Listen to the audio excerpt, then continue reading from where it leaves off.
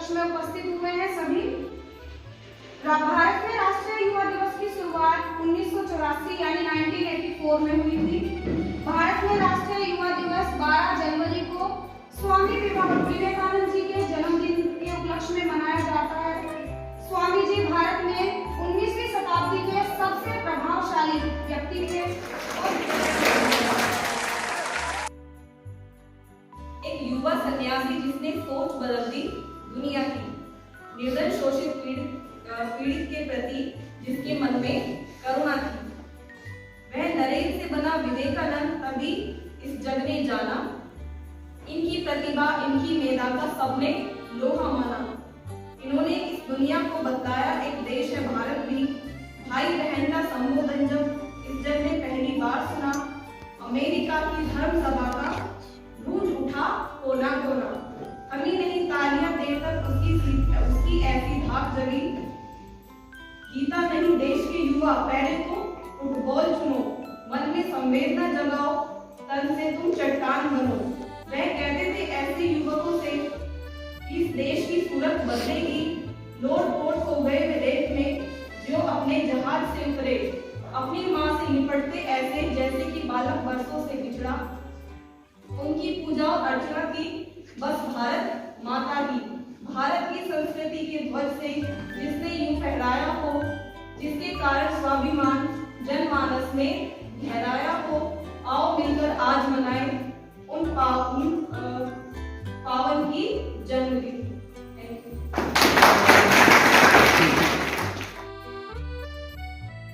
देश के युवाओं के लिए प्रतिवर्ष 12 जनवरी को स्वामी विवेकानंद जी की जयंती के रूप में मनाया जाता है और विवेकानंद जी के विचारों और दर्शन को अपनाने के लिए प्रोत्साहित करता है। इस दिन स्कूलों और कॉलेजों में बच्चों के लिए प्रोग्राम किए जाते हैं और बच्चों को स्वामी विवेकानंद जी के जीवन के बारे में महत्वपूर्ण बातें बताई जाती हैं। स्वामी विवेकानंद जी का जन्म सन 1863 ईस्वी में कलकत्ता के एक धनी परिवार में हुआ। उन्होंने अपने गुरु रामकृष्ण जी से आध्यात्मिकता की शिक्षा प्राप्त की और दुनिया भर में हिंदुत्व और अपने गुरु के विचारों को फैलाया। इतना ही नहीं, उन्होंने पश्चिमी संस्कृति और भारतीयों के बीच जो दूरी थी उसे भी कम करने का काफी हद तक प्रयत्न किया। विवेकानंद जी के विचार और कार्य युवा के लिए प्रेरणा स्रोत की तरह काम करते हैं। उनके विचारों को पढ़ने से युवाओं के अंदर अपने लक्ष्य को प्राप्त करने की उम्मीद जागती है, क्योंकि आज के समय में बहुत से युवा नशाखोरी के आदी होते जा रहे हैं। इसीलिए विवेकानंद जी के विचारों को स्कूल की दीवारों पर लिखा जाता है ताकि उनको पढ़कर बच्चे अपने जीवन का लक्ष्य तय कर सके। तो सबसे पहले मैं आपको थोड़ा सा बताना चाहूंगा कि स्वामी विवेकानंद इतने इंपॉर्टेंट क्यों हैं हमारे लिए। ये जो हमारे जो विचार हैं, इनको हमेशा इंस्पिरेशन की जरूरत पड़ती है।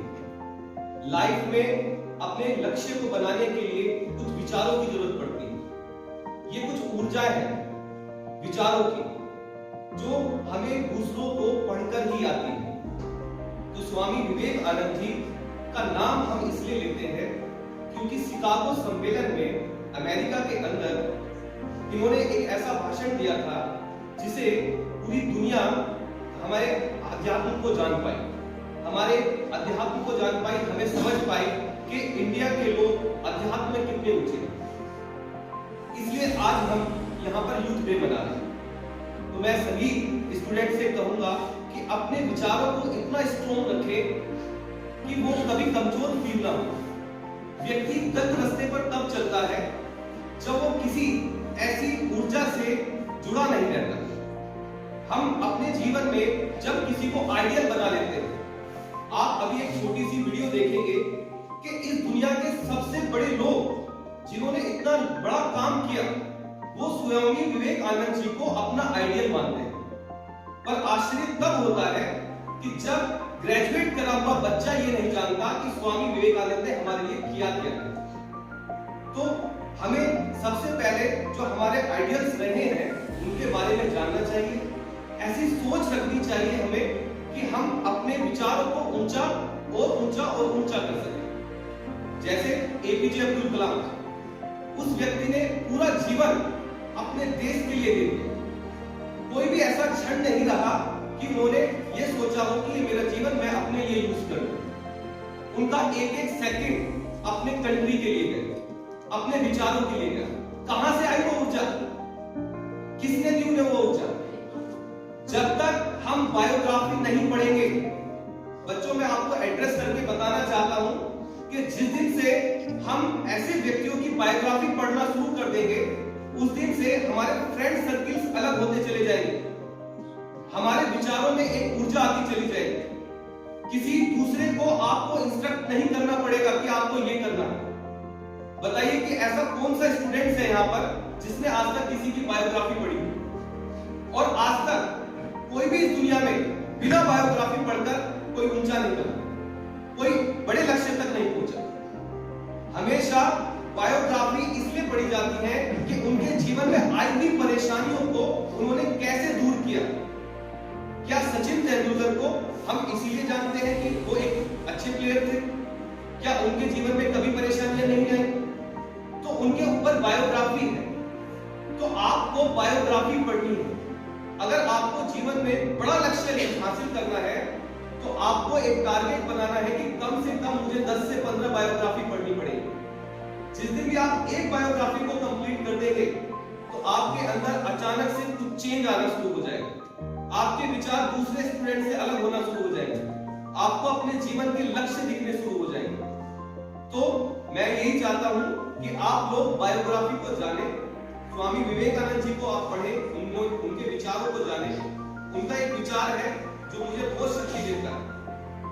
अगर आप उस विचार को अपने जीवन में, अपनी कॉपी पर, अपने मन में, अपने दिमाग में रखेंगे तो हो सकता है कि कभी भी आप अपने को कमजोर नहीं पाएंगे। हमारे जीवन में कभी कभी ऐसे क्षण आते हैं कि हम अपने को बहुत कमजोर महसूस करते हैं। उनका एक स्टेटमेंट, 2 वर्ड आपके जीवन को हिला कर रख सकता है। क्या आप लोग बता सकते हैं कि जीवन क्या है? जो आप जी रहे हैं वो क्या है? ये मृत्यु क्या है? उन्होंने एक स्टेटमेंट दिया और लाइफ और डेथ को एक्सप्लेन कर दिया। उन्होंने कहा weakness is death, weakness is death and strongness is life. ताकत ही जीवन है और कमजोरी ही मृत्यु है। 2 वर्ड।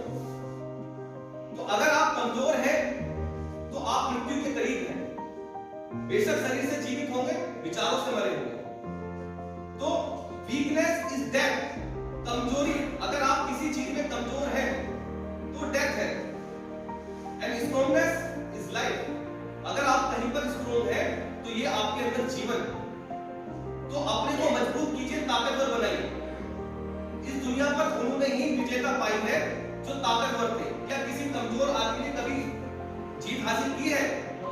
क्या आप चाहेंगे कि किसी कमजोर आदमी को आपका देश को सौंपा जाए? आप ऐसे व्यक्ति को चाहेंगे? कैसे व्यक्ति को चाहेंगे? तो आप खुद क्यों नहीं बनते हो?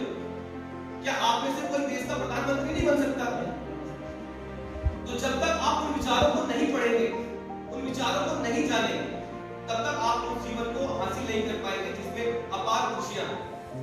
एक निराशावादी जीवन से ऊपर उठने के लिए हमें ऐसे विचारों को अपने जीवन में पढ़ना पड़ता है। बार बार हमारे जीवन में कुछ रुकावटें आती हैं तो ये विचार हमें सहायता देते हैं। एक विचार और है इनका जो और अच्छी प्रेरणा देता है।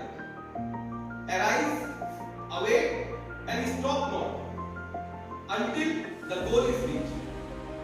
उठो, जागो और बढ़ो तब तक कि लक्ष्य हासिल ना हो जाए। तब तक रुको मत। किसी को आईएएस बनना है, किसी को आईपीएस बनना है, ग्रेजुएशन के बाद आप डिसाइड करेंगे।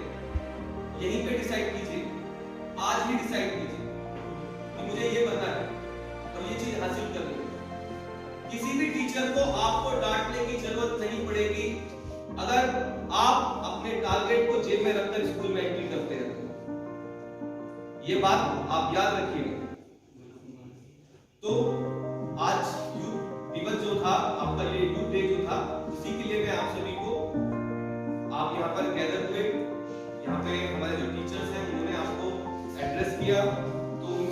थैंक्स और आप सभी का भी।